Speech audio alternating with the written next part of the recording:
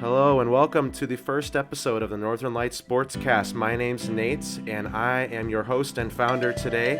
And today we'll be talking about the NFC NFL season review.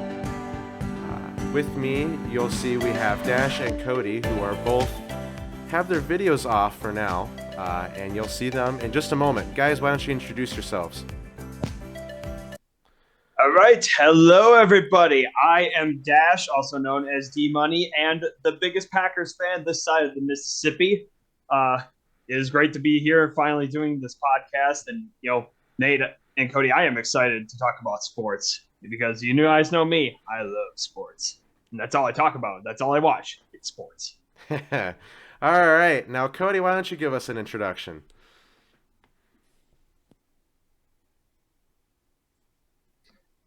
Hello, all. My name's Cody, and I really do love sports. Not as much as Dash, though, sadly. But I'm a big fan of football and pretty much any sport except for hockey, which is weird. Yeah. All right. Now let's get down to the agenda today. The Super Bowl just concluded just this past weekend here, and we need to go and talk about all the NFL teams because what else would we do in the middle of February? And we're going to start today with the NFC. And first, we're going to start with the Minnesota Vikings of the NFC North. This year, the Vikings won the NFC North with a record of 13-4, and then they finished in the wild card round against the Giants, rather disappointingly, I would say. I don't know about you guys. I'll start first with this one. Given that I'm the most avid Vikings fan out of any of us, the Vikings coming into the season, they had a new head coach, Kevin O'Connell. And really all I think any of us Vikings fans were hoping for was anything better than the year before, 8-9. And on paper, Kevin far and away surpassed that. I think definitely one of the better coaches I've seen start for the Vikings in a while. There's definitely been other head coaches that have started this well recently, but I think Kevin did a really good job in his first year. Now, on the other hand, one of the worst things about this team this year was its terrible defense. As you can see on screen, the Vikings were 30th in total defense this year, and they will begin the quest in the offseason now to attempt to change that. And I'm sure, of course, there will be comments about the fact they will hope to not win all their games by one score. I will open up. Dash and Cody, respond. Yeah, I mean, as a Packers fan, this Viking season was kind of dreadful for me as a Packers fan because 13-4, and there were a lot of games this year where Minnesota, in previous years, especially in the Zimmer era, would not have won those kind of games. It was a lot of one possession victories, whereas last year was a lot of one possession losses. So they definitely changed the script on that this year. Kevin O'Connell definitely did a great job getting this team in the right direction. Justin Jefferson, probably the best. One of the best, if not the best, wide receiver in the NFL. They also got the midseason pickup for DJ Hawkinson. So this team is loaded with talent. There's no doubt about that. But yeah, like you mentioned, Ed Donatel and the defense just killed any chance that the Vikings had of going far this year. And it seems like they're already fixing that. They got Brian Flores to be their defensive coordinator. And I think this team definitely has more upside in the O'Connell era. But as a Packers fan, I will say though, I couldn't be prouder of the Vikings in the way the season ended. Cody, thoughts? This was a really strange year for me. I've been a Vikings fan for a long time, and I've just got used to where we get mediocre seasons with Zimmer, and I was very happy to see we finally got a new head coach. And then I was actually surprised how well we did this season. I was expecting like a minor beginning season, maybe make the playoffs, and we did do that, but I really thought we could have got past the first round, but then the Dallas game happened, and then I was like, never mind, we're not going there. But yeah, the game of the year, Buffalo versus Minnesota, got me back up on the Vikings hype train for the longest time, and then the Dallas game got me back right where I was. But I'm really excited for the Vikings coming up this offseason with Brian Flores getting hired. Defense is going to be stacked up. I'm a little worried about our losing some offensive players, though, like Cook and Thielen. but I think Thielen's already renegotiating his contract. I don't know about Cook though, so a little worried there. Yeah, there'll definitely be some changes this offseason, and I'm sure we will definitely get a chance to explore it. There'll be a long time before we see some NFL football again. Yeah, no, the Vikings, you guys hit all the points that I was thinking of. Don't worry, we got the XFL coming up. Yeah, exactly. I do have a question for you guys, though, as Vikings fans. There's one thing that has been kind of in slightly rumors going around about this team is, obviously the question of the quarterback and Kirk Cousins. And obviously he signed that extension recently, but, people have been talking about possible trades for other quarterbacks. And, what are your guys' thoughts on it? Can Kirk Cousins, with this core and this offense, maybe with a better defense, take this team far? I mean, personally, I look at a lot of people have different views of how that wild card game went. I know, and Dash knows this too. When we watched it, but my biggest gripe with this team during that game was its defense, less of its offense.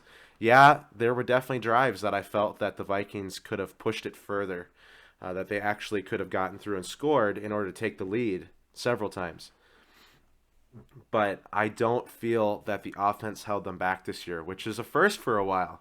As Vikings fans, we're used to the offense holding us back in some form or fashion for the better part of the last 7 years. There has been select few years in between that have been an exception to the rule, but this is 1 year that I felt that the Vikings with Cook and Jefferson, Hawkinson, they have all, as well as Cousins, they've all been the reason why this team was winning, and the defense was the reason why it was losing. I think they can go forward with Cousins as quarterback, but given that he's not a spring chicken anymore, I don't know how long they can do it. Cody, you got any thoughts? When we first signed Cousins, I didn't really like that decision, but he kind of really changed my mind this season. Like, he made a bunch of passes. He actually ran for a couple of games, and then he actually stayed in the pocket and took the hits. Most quarterbacks nowadays try to get away from those hits and not take the pressure, which works sometimes where you get a good run off the scramble. But then Cousins was the one that was just stood in there, took the hit, and got the pass off. And I really appreciate that. So I can see us getting, maybe not getting to the Super Bowl with Cousins, but I can see us getting back to the playoffs and get having good games with Cousins. I just don't think we'll get all the way with him, sadly. Yeah, Kirk Cousins, to me, ever since in his days in Washington, he's definitely been a guy who you get this tier of quarterbacks who have talent, and they are great quarterbacks in the sense that they can take a team to the playoffs. It's just like they have a ceiling that can't quite reach the Super Bowl. And there's certain quarterbacks that throughout time have kind of been in that category, like guys like Michael Vick and people like that who just can't quite make it to the Super Bowl. But I don't know. I mean, this offense is about as loaded with talent as you can get it. And it's no knock on Kirk. He has definitely been playing better than everybody makes jokes about him, saying, he's a choker, can't play in prime time, any of that. The stats don't lie. He definitely puts up the stats. He makes use of the talent they have on offense. But unfortunately, certain things that he kind of lacks at, there are times where situational awareness is a little down for him, and also that lack of mobility at certain times, even though that has gotten better, has kind of cost the Vikings at certain points. And now, like you guys mentioned, he's not getting any younger. This is his heading into his what will be his 11th full-time season in the NFL. It might not get any better in terms of athletic ability for him. So can this team really get to the Super Bowl with him? I'm not sure. But I'm also not going to say to look for another quarterback right now, because that's absolutely not the answer at the moment. Yeah. Now, Dash also knows that I've also been a person in the last several years that has said we should draft some kind of project quarterback in the draft to have a backup type plan in case something would happen to Cousins, or heck, I mean, they could just replace him altogether, in my opinion, some years.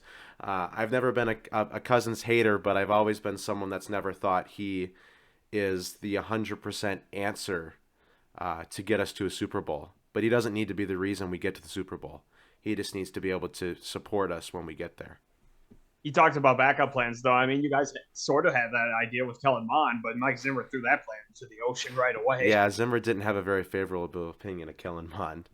He didn't have a favorable position on any rookies on that team. No, Zimmer's final years in Minnesota were not his brightest. I definitely think all of us can agree on that. But now he's in the higher pastures of Colorado. So we will definitely get to that in another podcast. But I think it's time to move on to another team. A team that we didn't think would land this way this year, depending on the view. We're going to move on to the second place Detroit Lions, who went 9-8 in the NFL this year, did not make the playoffs, just missed out. And I'm actually going to ask Dash to talk about this one first. Yeah, the Detroit Lions, this was such a weird season all around for them. I mean, after last year with the hiring of Dan Campbell, everybody knew that this team was going to be heading in a correct direction. But, you know, at the start of the season, they started out 1-6, and there were talks and rumblings about possibly Dan Campbell getting fired midway through the year. And that's not what anybody expected. They expected this team to go in the right direction. However, after that 1-6 start, they definitely improved. They finished out the season 9-8. They have a lot of stars on this team. They got Amon-Ra St. Brown at wide receiver. Jared Goff, he might actually be the long-term option, even though going into the season, a lot of people thought he was just going to be a placeholder for another quarterback. And then meanwhile, Aiden Hutchinson, their second overall pick in the draft this year, he has made that defense so much better. He's given them a voice on the defensive side that they have lacked for a very long time. So personally, for Detroit this year, I'd say the season was a success. I'm sure a lot of Detroit fans would say that too, even though they missed out on the playoffs. But they get a good draft pick too because of the Rams and because of the Goff and Stafford trades. So their future definitely looks bright, and I could see playoffs in their future. Don't forget Jamal Williams. He had a hell of the end of the season's games. Absolutely. And Jamal Williams too, and DeAndre Swift. So they have a good 1-2 punch at running back as well. Yeah. Makes me miss him as a Packers fan. I know during the season, I often looked at the Lions and tried to evaluate them. Are they the same old Lions, or are they a different team? And I can pretty confidently say I don't think they're the same old Lions anymore. I think they would be something different. I think the question becomes how far they're going to go. But before we get to that, I do want to show something here. And I put something together here on the turnaround that Dan Campbell's led in Detroit. I know, Dash and Cody, you can't see these stats, but here compared to the 2021 season, in 2021, the Lions went 3-13-1. They averaged 322.6 yards per game on offense, good for 22nd in the league. They averaged 211.6 passing yards per game, good for 18th in the league, as well as 110.9 rushing yards per game, good for 19th in the league. And then you look at them this year, they transformed to finish with a 9-8 record. They finished with an average of 380 yards per game on offense, good for 4th in the league.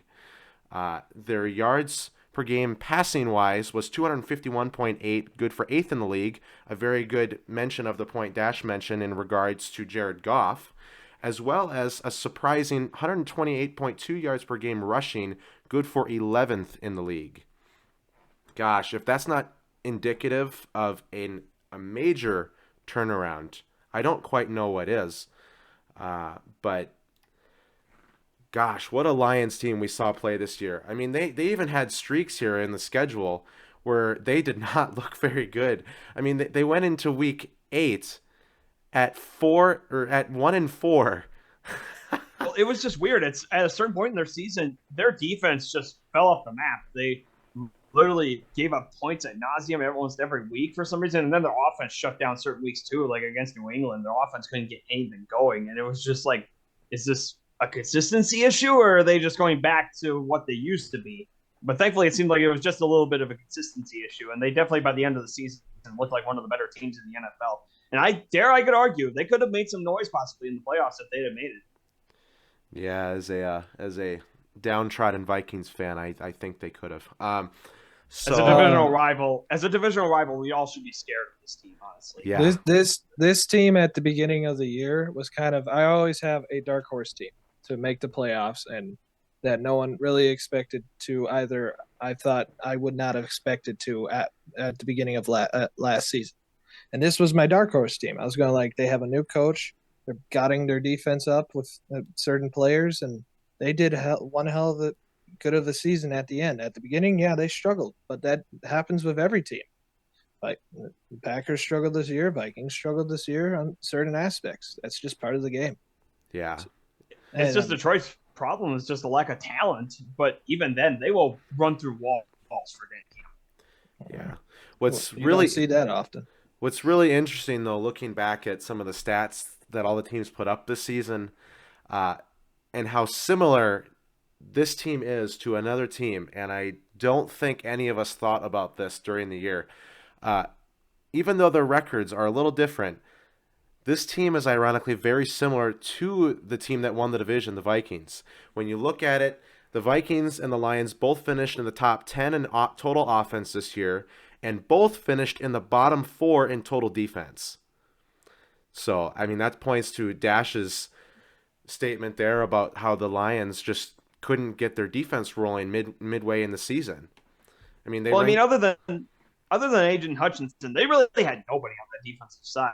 There was just a lack of talent there, but that's why I think they're going to bolster that draft. Yeah, I mean, if this team's shown anything under Dan Campbell, they know how to improve that team in the offseason. Expect that defensive number to be different next year. But yeah, and now we are going to move on to another team in the NFC North, a favorite of one member of this podcast. We're moving on to the third place Green Bay Packers, who went 8-9 this season, finished without any playoff appearance. They finished 14th in total offense and 17th in total defense. Dash, take it away.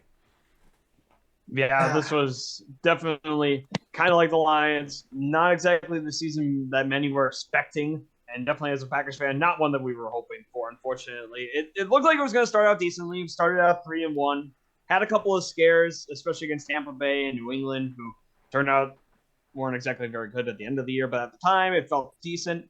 And then we ended up going on this stretch where we lost 5 in a row, including losses to the Giants and the Commanders, and everything was just in disarray. Rodgers couldn't find any find his receivers. We were getting a lot of guys that were banged up, couldn't play. And heading into week 10 or 11 against Dallas, we just looked lost. It looked like the season was over. And then, as per usual, Rodgers does, as well as he owns the Bears, he also owns the Dallas Cowboys. So thankfully, win that game. Lost 2 more, though. So at that point, we really think the playoff hopes are dead. But then, like a certain year in 2016, you know that old phrase. As Vikings fans, you love that phrase, the run the table type of phrase. The Packers won 4 games in a row to get themselves into position. All they had to do was beat the Detroit Lions on Sunday Night Football. And Dan Campbell, you mentioned that squad, they just came in there and ruined and possibly ended an era in Green Bay.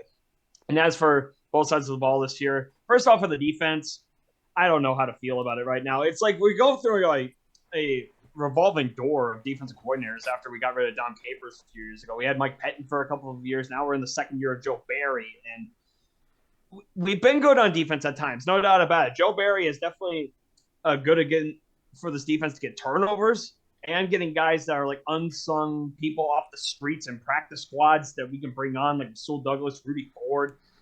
He's definitely good at that. But the problem is with this defense is just a lack of consistency, and especially in one spot, the pass rush, which is weird considering we have a decent pass rush in Preston Smith and Rashawn Gary, although Gary was out for the second half of the season. But even then, the defense was not that good in the midway through the season. It got better at the end, which I think is the main reason why I kept Joe Barry, although there were certain fans, including me, that really didn't want him back. But I'm willing to give it another chance. But meanwhile, the main caveat and the main reason why, and I think not a lot of Packers fans will admit this, the main reason that we didn't make the playoffs this year, that offense. The offense was way more inconsistent than the defense. And considering that we now have 2 really good rookie wide receivers in Christian Watson and Romeo Doubs, there was no excuse this year. You have great running back tandem of Jones and Dillon. The offensive line was relatively healthy this year. And the main answer was Rodgers. He just looked off this year. There was a lot of games where he had overthrows, a lot of interceptions, double-digit interceptions for the first time in 11 seasons. And although we won the Super Bowl the first time he did that, didn't happen this time. Didn't get that lucky. And then, and this might be the end for Rodgers here. We thought that last year. He signed that extension, but now the trade rumors are coming back again, and they are coming back with a vengeance this time.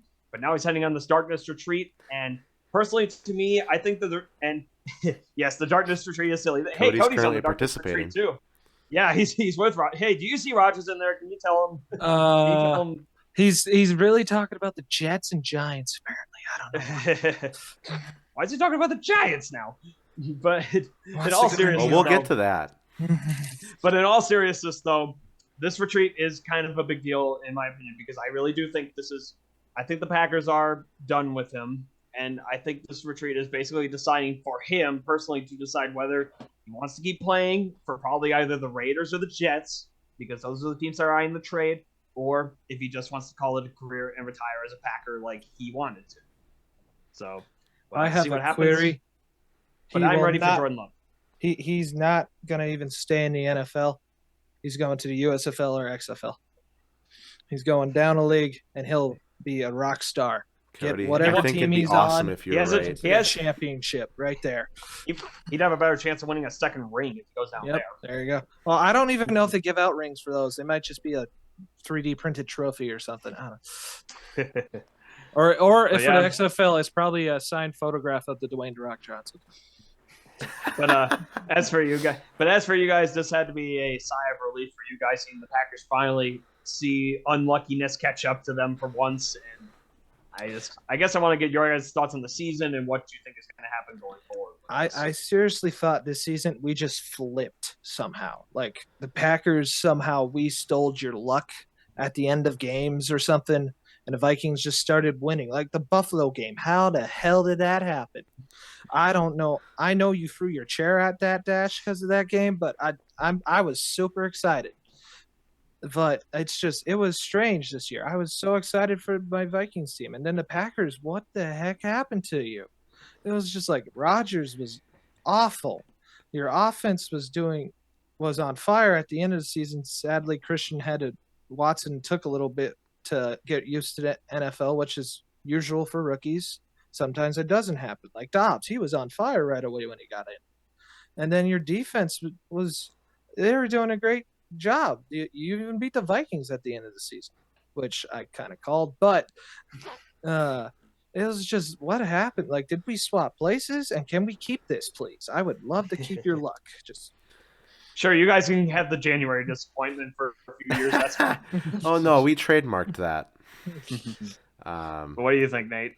Yeah, no, I tend to agree. I feel like that this season the Vikings decided not only to just swap with the Packers, but they just borrowed all their blind luck for the past 10 years and took it all out in one season. So we probably won't see this next season. But I don't know. Looking back at the Packers schedule, I mean, there were definitely games I remember watching with you, Dash, and going, they had a chance to win that, or they should have won that one, or the ones where, for example, the Patriots game where you guys won in overtime. I remember thinking in the middle of that one that there's no way the Packers are out of this one yet. There's no way. This is a textbook Packers game right here. And then I gotta say the one that I laughed the most at was when you guys beat the Cowboys in overtime. That made me laugh for a while. As you all will learn, none of us really care for the Cowboys too much, like a lot of NFL fans. And sorry, Scooter. Even though I really don't care for the Packers or the Cowboys, I gotta say it was pretty funny to watch the Cowboys somehow lose in overtime to the Packers, who at that point in the season had no business beating the Cowboys. That was their first win after their 5 losses, right? Yeah, yep. That was the win. Honestly, that was the one I thought was going to get us back on track, and then we lost to the Titans and Eagles, and then I was like, okay, now it's really over. Okay, but the Eagles are Eagles. Yes. And Rodgers got hurt in that game too. And we were wondering whether, or not to have Jordan Love start the rest of the season. But even then, I do want to ask you guys, what are your thoughts? Is it going to be Rodgers somehow coming back next year, or is it going to be Jordan Love season next year? Good question. I honestly think with Rodgers' darkness retreat, I think just about anything could come out of that from his point of view. As much as I'm seeing a lot more rumors this time, I'm seeing a lot more stuff coming out that supposedly Rodgers is going to be traded. The Packers don't want him anymore. I think that's a lot. That could end up being a lot of fluff. I don't know if there's going to be anything to come out of that. Like I've told you, Dash, many times, this is all fluff until pen meets paper. Anything can change in the meantime. We've seen that so many times over the years, but that's my take. Go ahead, Cody. The one thing that I got kind of really annoyed with Rodgers this year is he kind of did not seem like to care for the sport that much, because he didn't go to minicamp. He never shows up for that. He'll show up in like a new haircut and like a just tank top that gives all the that's all the minicap's going to talk about. It's just, wow, Baker Mayfield did that a couple years ago. Yeah. And then all of a sudden look what happened to him.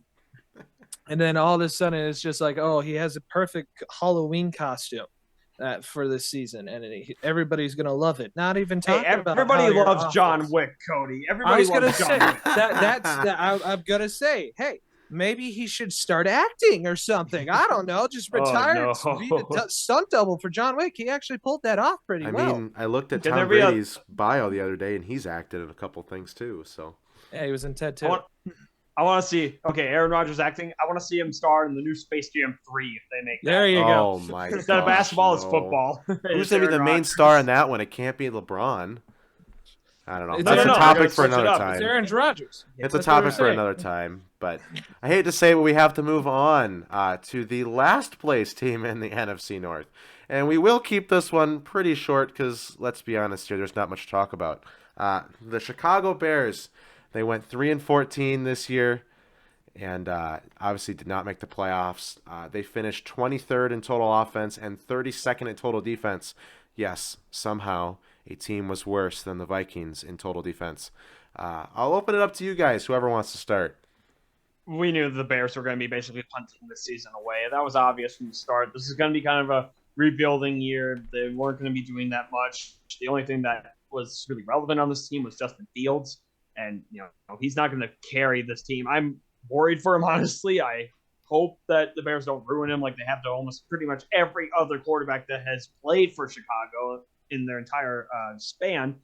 But also, the defense was worse because of the fact that they also had to trade their 2 star players away in Quinn and Smith in the middle of the season. So, I mean, they were bad this year, but understandably so. They were doing it, kind of punting for the future. And I personally think this team could have upside. They have a lot of cap space this offseason. They could, definitely play with some free agency quite a bit. And they have the first overall draft pick. They can trade it back to a quarterback-hungry team, and they could get a good value off of that. So I think they're in a pretty good spot for a rebuild. I don't know if I'd say playoff success is going to be, next year or anything, but it could be in the near future if they play the cards right. Yeah, the Bears kind of surprised me because I was I was a little worried for them after they beat the 49ers in week 1. But then the following week, I just figured out, oh, yeah, that was just because of the rain. And the Bears just kind of still suck. Yeah. Sure, they got a great quarterback in Justin Fields, but he did too much of their offense for them. He needs somebody else for them to win the games. And their defense didn't really do anything. It just seems weird that 2 of their wins were against the 49ers. And granted, yes, that was a rain game, but still. And then that Monday night game on the road against New England where they dominated them on both sides of the ball. So it's just where did those wins come from? Yeah. Like you said, they have some upsides, and maybe those two teams, the teams were they struggled those games. And then as long as the Bears make a very good first-round pick, please not Tua Tagovailoa, because then you're just screwing Fields. And then keep their draft right and sign some very good free agents, they'll turn it around. You And never yes, know. Cody just said Tua, who currently plays for the Dolphins. Moving on. Bryce Younger, C.J. Stroud. That's my bad. But That's no, my bad. but no. I'm talking about his brother. Oh, While while I have the schedule up here, I wanted to mention that they ended up beating the Niners and the Patriots, who they had no business beating, but still only beat the Texans by 3. And I also wanted to mention before we move on here that the perfect sum up of the Bears season is the Vikings game in Week 5, where Emir Smith-Marset had the ball picked out of his hand and down to end the game. I think that is the perfect sum up of their season. So close, but yet so far. All right, moving on. Now we move to the NFC West, and we move to the NFC West winner this year, the San Francisco 49ers. The Niners finished with a 13-4 record, good for first in the NFC West. They finished the season in the NFC Championship game with a bad loss to the Philadelphia Eagles. They finished the year 6th in total offense and 1st in total defense. I'll open it up here. I personally have had a soft spot for this team recently, as they drafted one of my favorite quarterbacks I've seen go in the draft, Trey Lance. I will admit I am definitely a North Dakota State fan. You guys can say whatever you want, but and I want to see Trey succeed. So it was extremely heartbreaking in Week 2 to see him go down. And actually, while I'm mentioning that, I'm going to bring up this QB graphic here that I wrote up. I wanted to mention just how many quarterbacks played for the Niners this year. Obviously, I mentioned Trey Lance, who got drafted number 3 overall by the Niners in the 21 draft. He started this season, obviously. They lost in Chicago in the first week in rain, in what was terrible field conditions. Don't even get me started. And then he injured his ankle during week 2, in which many considered the move to be a fullback level move that he made, or was told to make, and injured his ankle. However, he is now projected to be ready for OTAs, and is still expected by many to be the favorite for the quarterback job in 23 for the Niners. But after Trey Lance went down, of course, old reliable Jimmy Garoppolo, or as some would say, old injured. And he was traded from New England back in 2016. He relieved Trey, but he got injured after week 12, and many expect that this will be Jimmy G's last stint with the Niners, and will be allowed to hit free agency in March. And then we have the quarterback everyone was talking about in the NFL playoffs besides Jalen Hurts and Patrick Mahomes, Brock Purdy, who was drafted last in the 2022 NFL draft by the Niners. Mr. Irrelevant, as some say. I don't think he's that way anymore. He obviously led the team to an NFC Championship game berth and injured his wrist in the first quarter. And now he is not expected fully back until training camp. All right, that'll do it for me. You guys take it away. Bonkers season for the 49ers. And again, it's just another one that this team could honestly be a dynasty. They could have been. The Kyle Shanahan 49ers could have been a dynasty if it wasn't for one thing: injuries. Injuries have just ruined this team every other year. And it's hard to get a gauge on what this team's full potential really is. I mean, back in 2018, they had Jimmy Garoppolo playing to be the start of the entire season. He tore his ACL in week 3, so that season was kind of lost because they lost their star quarterback. And then in 2020, literally everybody got lost for the season by week 2. So that was a punted season. And then the one year that everybody was healthy, back in 2019, they went all the way to the Super Bowl. And even last year, Garoppolo got hurt for a few games. Trey Lance had to start, and there were some other injuries. And they ended up falling just short to the Rams in the NFC Championship game. It's just another year of what this team could have been if they weren't injured again. Because when you're down to Josh Johnson in the NFC Championship game, and then even then he got hurt, so you had to go back to Brock Purdy, who had a torn UCL, couldn't even throw the ball. They didn't even try to throw the ball with Christian McCaffrey, which some thought they might try, but they couldn't even do that. So I want to see Christian throw the ball. And he threw a touchdown in his first game with the 49ers this year. But, yeah, I don't know. It's just another lost season with injuries again. And this team definitely could be something, but they got to stay healthy for them to have any success in terms of Super Bowl.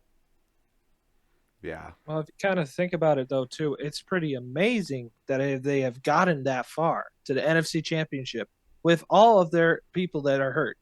Seriously, that team, the only people probably standing left, probably Trent Williams, Christian McCaffrey, Deebo Samuel, and then many other players And that Bosa. I probably can't think of. Yeah, Bosa. George Kittle. But, thank you, George Kittle. They had Kittle all missed those, like the first half of the season. and they still had all those players and still just couldn't do it because the quarterback was hurt. Yeah. Sadly. So, but they made it to the NFC Championship. Yeah. Vikings haven't done that since 2016, 17? Technically 17, 18, yeah. As I pull up the schedule here, I mean, gosh, I remember thinking about this team after it was around the time where they lost to the Chiefs in Week 7. And I was thinking this team is just kind of one of the mush that was the broader NFL this year. Where you really couldn't find anybody that you thought, okay, this team's going all the way and no matter what hits them. And then they just rattle off a streak where they win every game until the NFC Championship game. I mean, no one could have predicted that after week 6 or 7, other than probably the Niners themselves. But, gosh, the midseason turnaround and, yeah, gosh, you wonder, though, if, all those injuries, where they could have gone. Yeah. And also one thing that we haven't talked about, with other teams like the Vikings and Packers that played an away game or played a game out of this country. The Niners, don't forget, also played the Arizona Cardinals down in Mexico City this year. So that was pretty cool. They beat the Cardinals pretty bad in that game. But still a cool game nevertheless, right, guys? Mm-hmm. So... all right, well, that about does it for the Niners. We're going to move on to the second place Seattle Seahawks this year. They finished 9-8 on the season this year, second in the NFC West, and they finished against the team we just talked about, a loss to the San Francisco 49ers in the NFC wildcard game. They finished the season 9th in total offense and 25th in total defense. Take it away, guys. I mean, nobody saw that. I mean, you cannot tell me with a straight face anybody here in this group that anybody saw this coming. back in March when they lost Russell Wilson and Bobby Wagner in a span of a few hours, the last two remnants of their Super Bowl team and the Legion of Boom era, you have to just think that they're just going to be putting the season away, especially when they didn't even draft a quarterback. We thought there was a possibility they could go after Malik Willis in the draft. They did not. And instead it decided between a battle of Geno Smith and Drew Lock. Geno Smith ended up winning the battle, and he just ran with it. Great season overall for the Seahawks. They started off with that big win on Monday night against the Denver Broncos against their old quarterback. And it definitely made a lot of us wrong in the sense that we thought they made the wrong decision by getting rid of Russell and keeping Carroll. Keeping Carroll may have been the right decision because this team could be back in the playoff contending status again soon. Yeah, I know. A lot of people around the NFL in the past couple of years have wondered whether the Seahawks' success was due to Russell Wilson or Pete Carroll. And something not thought of is that this situation reminds me a lot of the Brady Belichick years in New England. While maybe Russell and Carroll weren't as successful as the other two, I think it could be compared a lot. Now, I do believe that Russell is a very talented quarterback, but, time will tell on kind of what ages and where the Seahawks go. Like you mentioned, Dash, I would never have expected the Seahawks to do this year, especially in the NFC North or NFC West, that we thought going into the year was going to be one of the best divisions in football. And look where they all fell there. So yeah, Cody, go ahead. I know you've been waiting. First things first, Geno.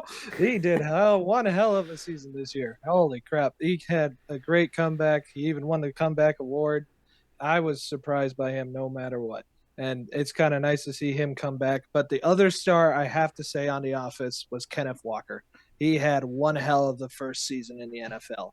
holy crap. I was really hoping he was not going to do as well, but congrats to you, Kenneth. I was kind of hoping to get you on the Vikings, but you went to Seattle. So we don't need a running back.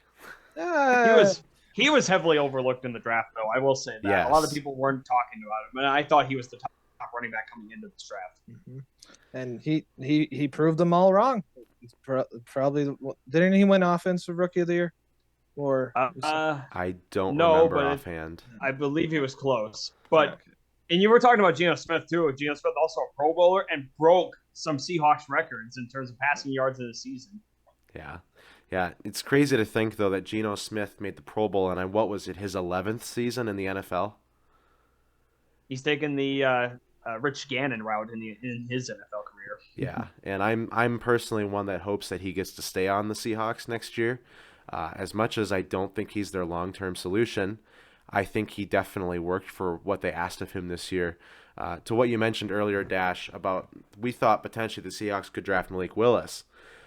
But I also was thinking that, they could hold out and just pick up a free agent and see how this year goes with them. Drew Lock. They ended up bringing in Drew Lock with the trade with Denver. And keeping Geno Smith from last year, and it worked just fine for them. Now, I think I would put them on the radar to maybe draft a quarterback this year, whether it's a top 4 quarterback or even a middle ground quarterback.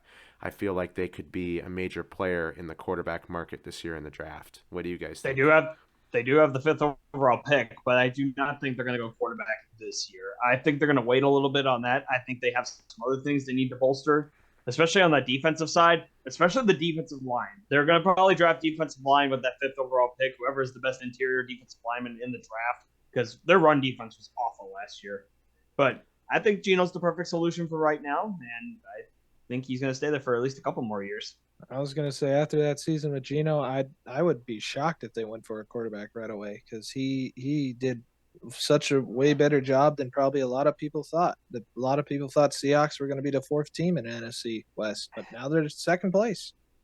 And I would say their defense needs to get better than what they had. Now, don't forget DK Metcalf. Him and Geno had great connection. A word like that. Yep, absolutely. Great chemistry. Also, one other player to not forget about real quick before we move on, Tariq Woolen. Almost won Defensive Rookie of the Year as well. Yeah, the Seahawks definitely have a lot of rising stars for next year. It'll be fun to see where they show up next year. But and we will move on to all right, time to not have fun talking about the NFC West anymore. We're going to move on to the bottom 2 teams in the NFC West. First, the 3rd place Los Angeles Rams. They finished 5-12 on the year. Did not make the playoffs. Super Bowl hangover.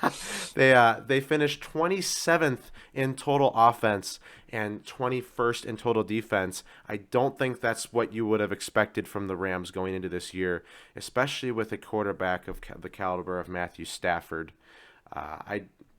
Looking at this team's schedule right away. He did get injured right away, but I mean, even the first game, they did not look good in that one. They got thrashed by the Bills, 31-10 in SoFi. I mean, well, that's the Bills, though. It proved though how much of an all-in push last year was. Trading all the draft picks away, especially those first rounders, getting OBJ last year midseason, getting Von Miller midseason last year. It proved that last year was an all-in push, and they thought maybe they could run it back again with the guys that stuck around. That's not the case. That was their one opportunity, and at least they got the ring with that one opportunity they had, but it's over now. I was going to say, it at the end of that last season, I already had my doubts with both Sean McVay and Arnold Darnold. Dang it. Saying that they wanted to leave. Like, McVay wanted to go into broadcasting. Darnold wanted to retire. I was like, okay, wow, that was quick. I thought they would want to come back and get another one. And they did come back. And then this is how it turned out, because they both wanted to leave, they said. Yeah. But it sounded like Darnold was forced to come back, I thought, or I probably heard that wrong. He might have Donald been. chose to come back. I mean, looking at this season, he might have been forced to come back because nobody would want to come back to this willingly.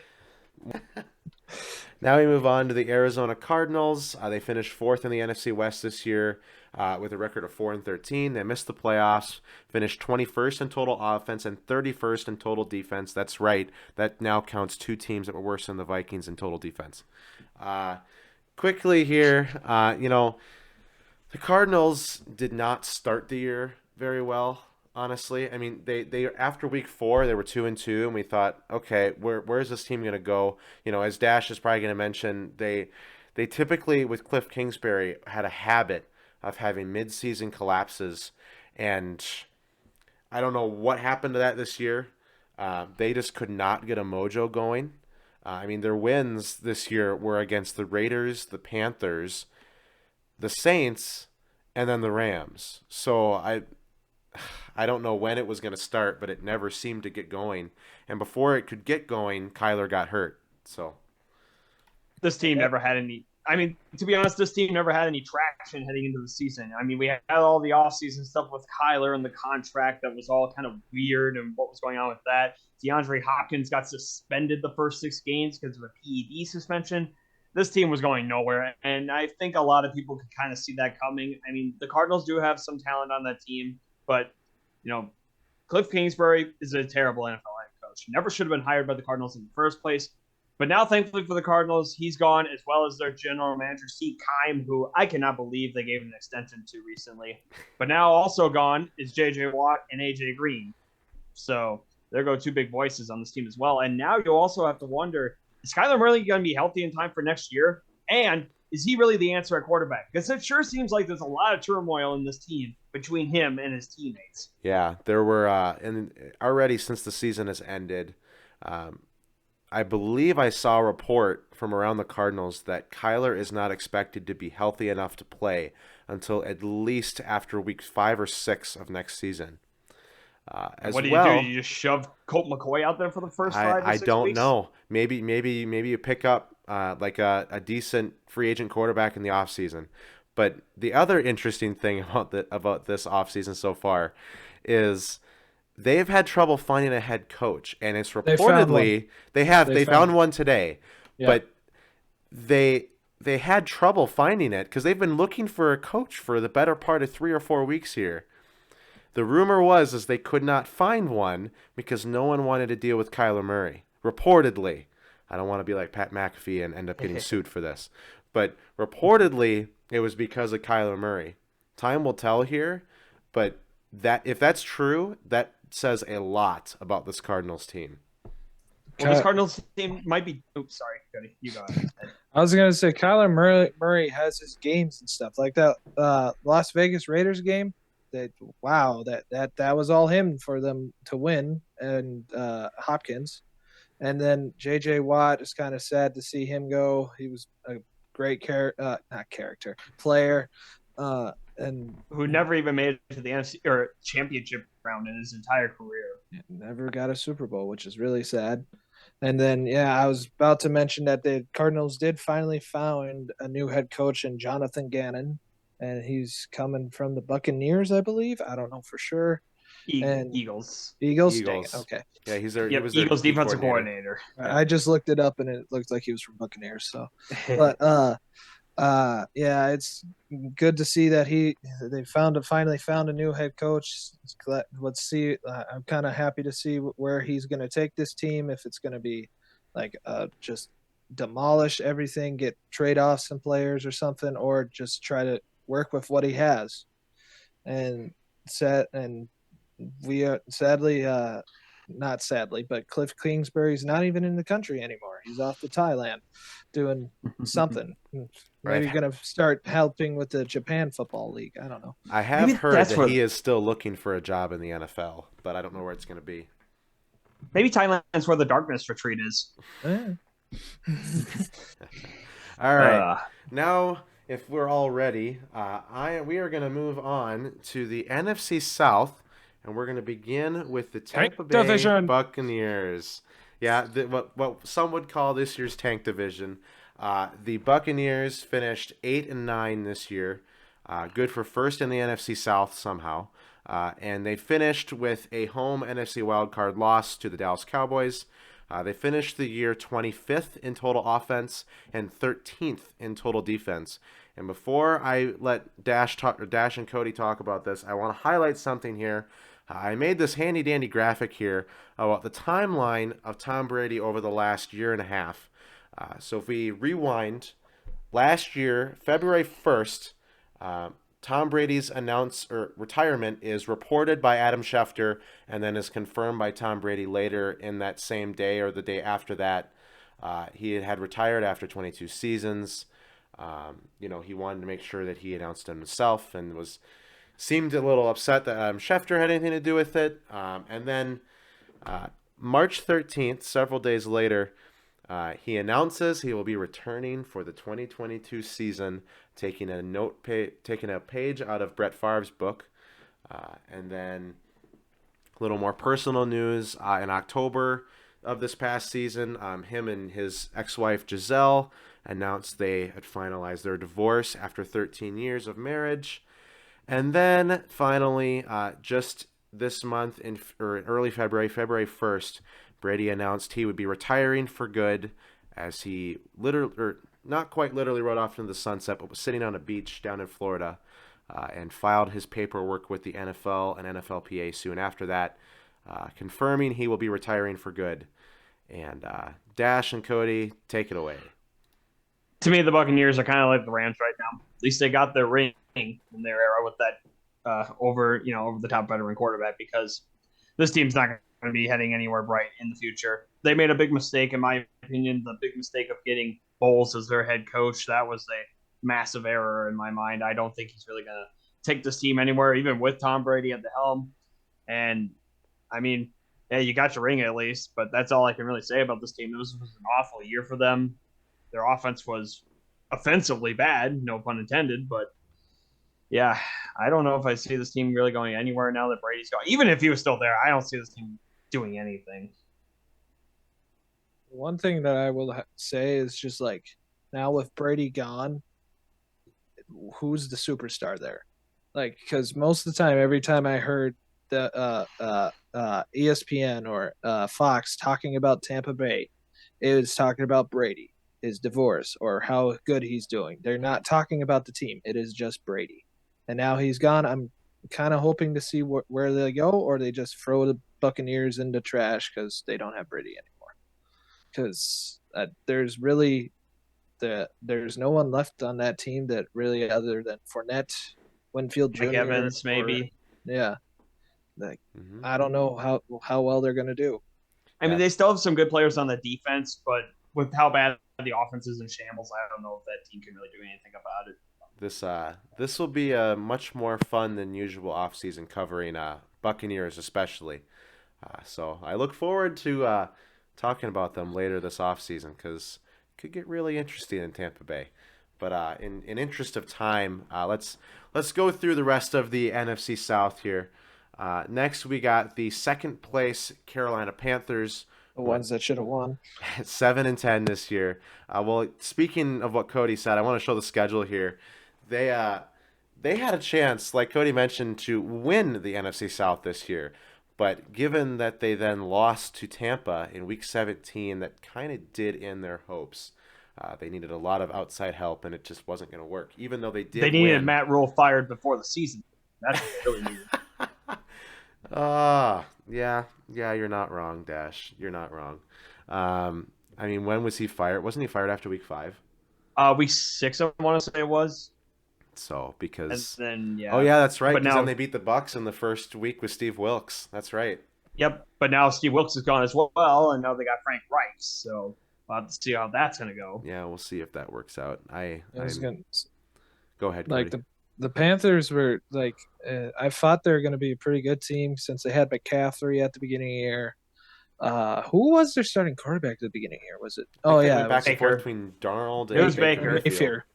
It was Mayfield started the season. Yeah. Then he I got was gonna benched say, for and I Darnold. was happy to see Mayfield on a different team, and then just it went nowhere. They had nothing for this team at the beginning of the season, and then Rule got fired. Baker was kept Benched. on, but then benched and then let go. and they went back to Darnold, who hasn't done very much in the NFL, or who was. Don't forget about PJ Walker too, because he started a few games as well. PJ Walker, XFL star. Look at that. Mm-hmm. Houston Roughnecks alumni.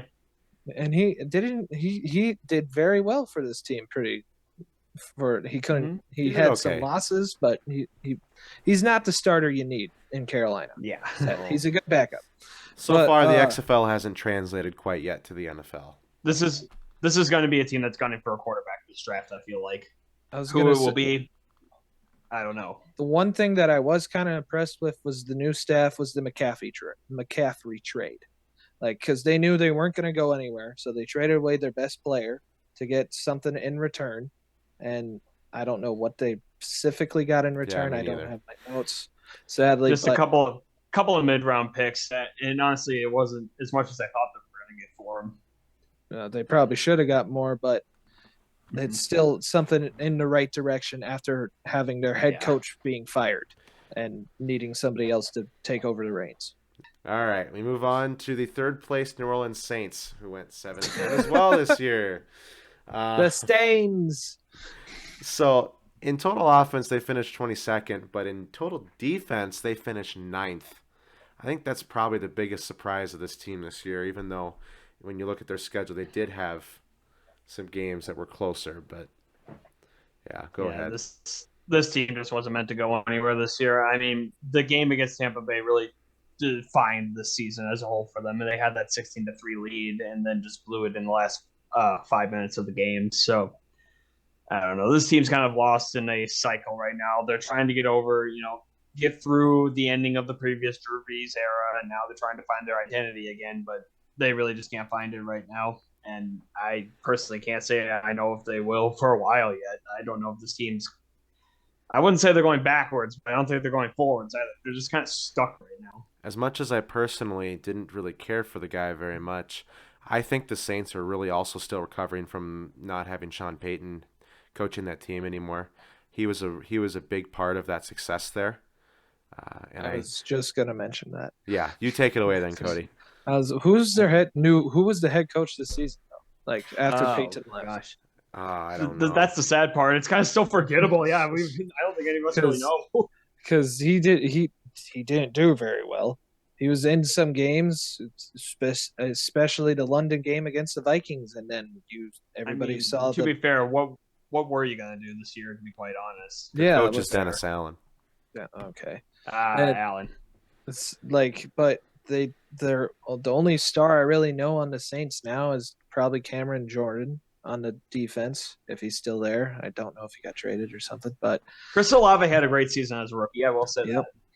And most of their seasons, like you guys said, it comes down to the end of the game, and then in the London game, they double doinked off a field goal or missed the field goal against the Vikings, and they get so close, and then just don't finish a game. So they really got to figure out the ending of the game to keep moving on, or probably blow up. Get a new head coach, get a new star quarterback, get other stars, and keep on Cameron Jordan to keep him as a veteran captain or something.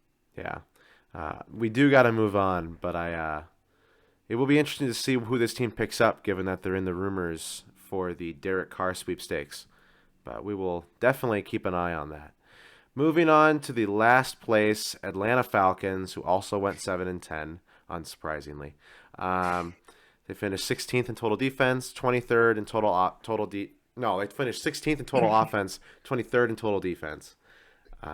Gosh, talk about a team that just can't seem to recover from past mistakes. It's the 28-3 game. They're never going to recover from that. Nope. And to be quite honest, this was kind of expected this year. They weren't expected to do much this year. They had Mariota as a starting quarterback for most of the year, so there wasn't much to be expected from this season. At the beginning of the year, I had some high hopes for them because they won their first two games or a couple of games at the beginning of the season. It looked like they also beat the 49ers in week 6. Yeah, they had some great wins on there. It just again probably couldn't figure it out in certain games, or were missing Calvin Ridley, their wide receiver. Due sadly. gambling against his own team and losing, Yep. mind you. And now, and now he's gone. They had to trade him away because of Yep. Yeah, he's in Jacksonville now. So Yeah. And then they got Mariota after Ryan was traded. Was he traded or did Colts just sign him? Matt Ryan. no, they traded him They traded him away. And they because the Falcons still had to eat a whole bunch of his money. So they got Mariota, and he's not really the replacement you need to lead a NFL team. And the Falcons I had high hopes for them. They won a couple of games that I didn't think they would win. All right, we're going to move on to the NFC East, one of the surprisingly best divisions in football this year. The NFC Beast now. Starting with playoffs. the Philadelphia Eagles, who finished 14-3 this year. As we all just witnessed previously this week, they lost Super Bowl 57 to the Chiefs. They finished the year second in total offense and eighth in total defense. Really a team that I think coming into the season, we all knew was going to make some noise.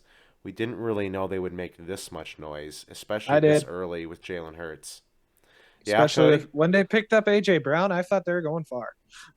I knew it would help them, but I didn't know, where it would get them. Obviously, last year they lost didn't they lose in the wild card game in Tampa Bay? They lost to Tampa Bay, yeah. But they were 8-8, or 8-9, excuse me. So nobody really expected anything. Yeah. But I mean, looking back at their schedule, obviously they beat both of our teams, and their only losses. So Jalen Hurts' only in-season loss was to Washington at home. Taylor Heineke. Yeah, Taylor Heineke had a really good game in Philly that game. And then the other two games the Eagles lost, Hurts was injured with a shoulder injury that I want to make sure everyone realizes never actually came back up after that. Everyone kept mentioning it on the Fox broadcast every single game they played in the playoffs, and it never seemed to hinder him. Reminds me a lot of Rodgers' injury a while back. Oh no, that injury hindered him. Did you see how bad he played this year? Man, apparently the bill came due about 3 years later. But yeah, for the Eagles, I kind of agree with you, Nate. I knew the A.J. Brown signing would help them. I just didn't think it would be this much and this fast. But they also had a great draft. They got Jamin Davis on the defensive line. They had a whole bunch of vets on the defense as well. I mean, this was a very well-rounded team. And, it's unfortunate they couldn't win the entire thing. I do think this team will be back again next year. However, though, the question does become now with Hurts, because he's in his third year in the NFL now. He's going to be getting his big boy contract soon.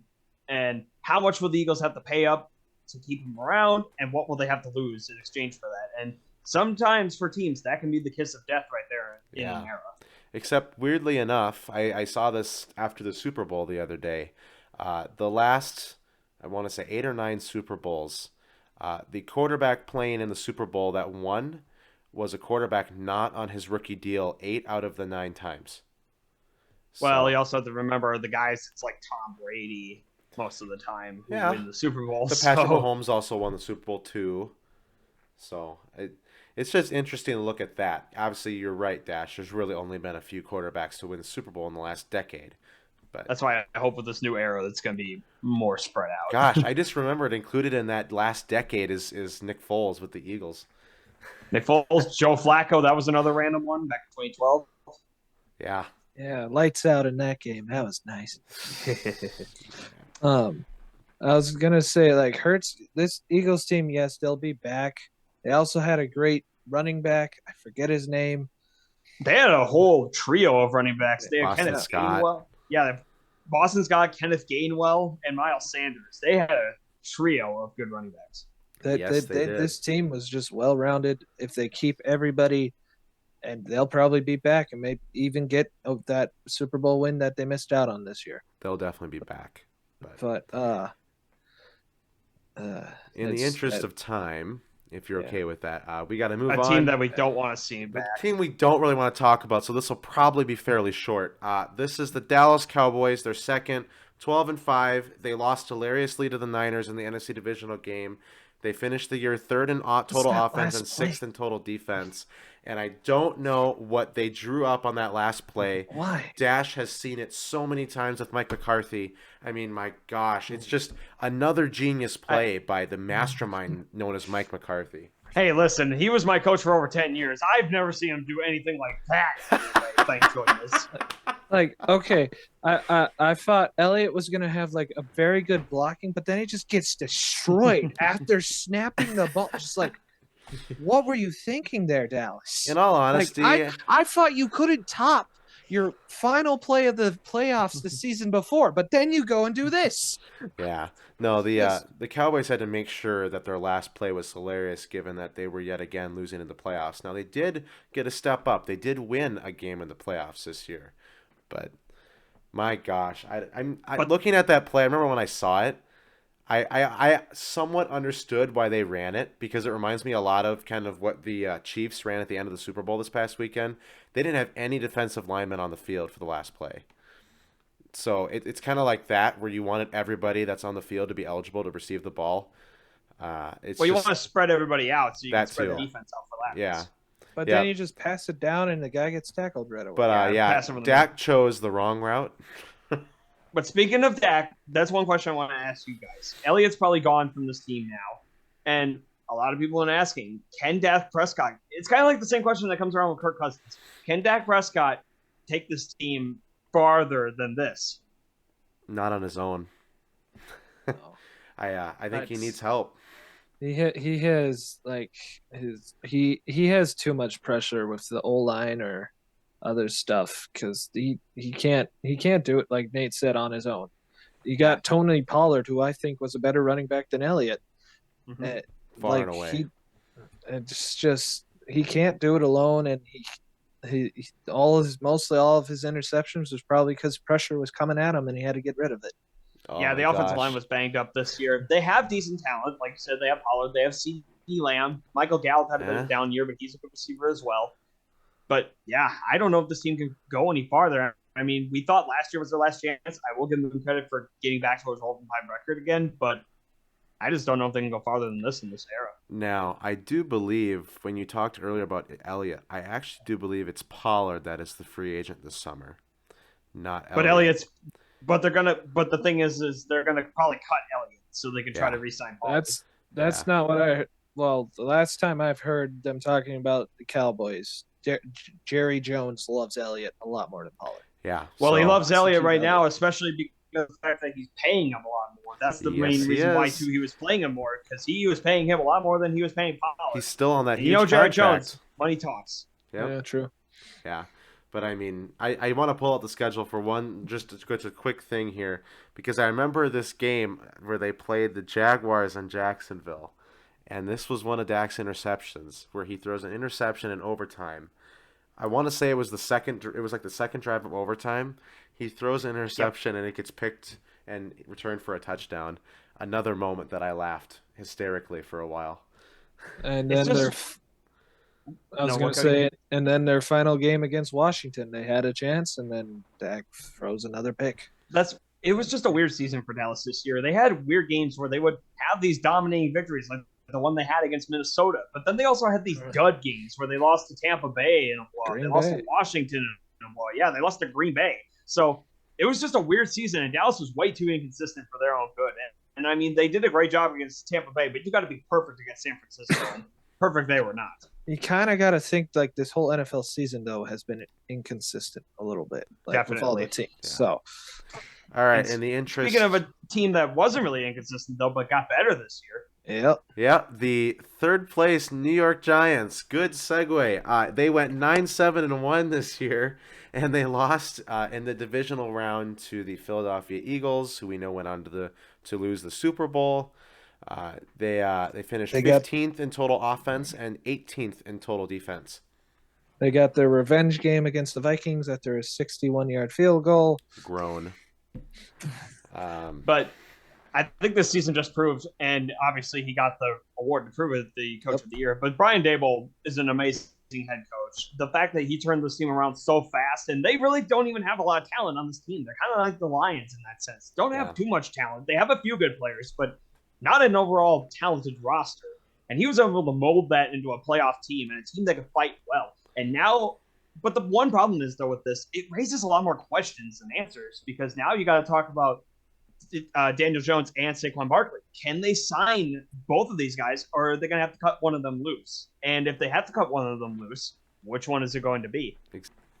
I just also have to say Daniel Jones just really turned it around, because I can only remember really one time that I saw him run the ball, which was sadly that hilarious clip from 2020 where he ran all the way down the field and then tripped, almost scoring a touchdown. But then this year, live in NFL meme history. He ran the ball a lot more and had the speed to show it off. Even trucked I don't know which defensive player, but he trucked one of them. I know that. Oh my gosh! Well, this is the Wasn't stuff that in the Vikings game.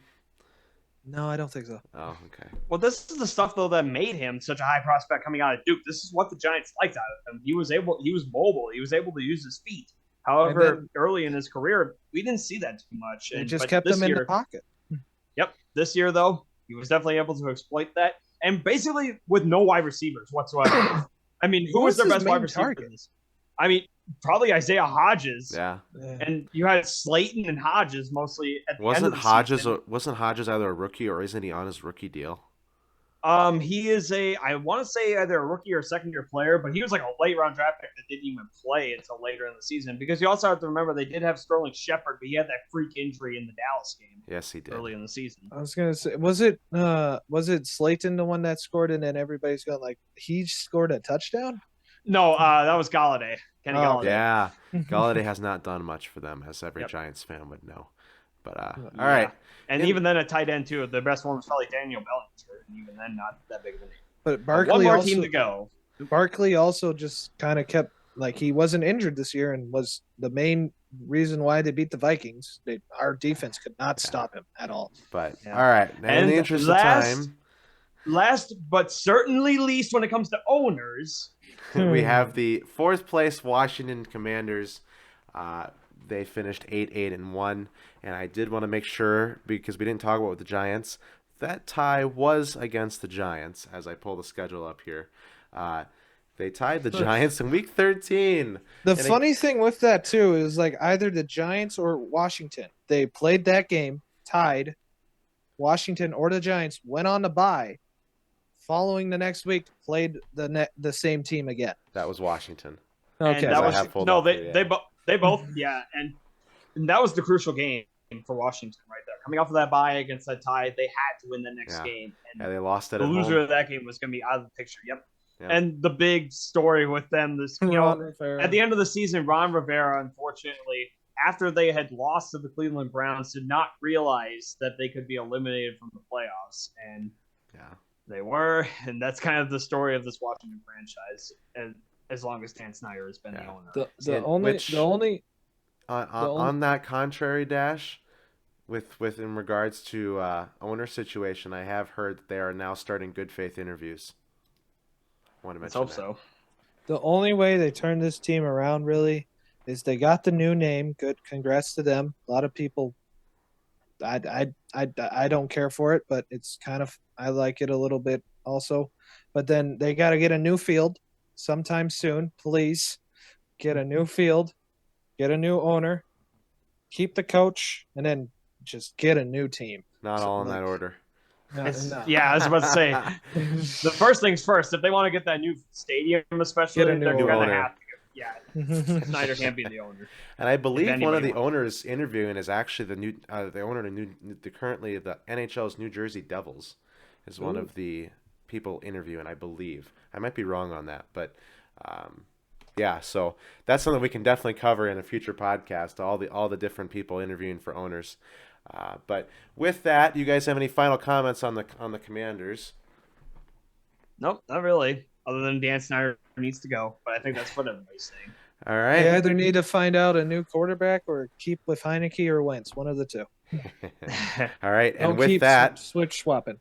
And with that, we will sign off for this episode. Make sure you keep an eye out in the rest of this week for our AFC edition, which will be our next episode. Thank you all for watching, and we'll see you next time.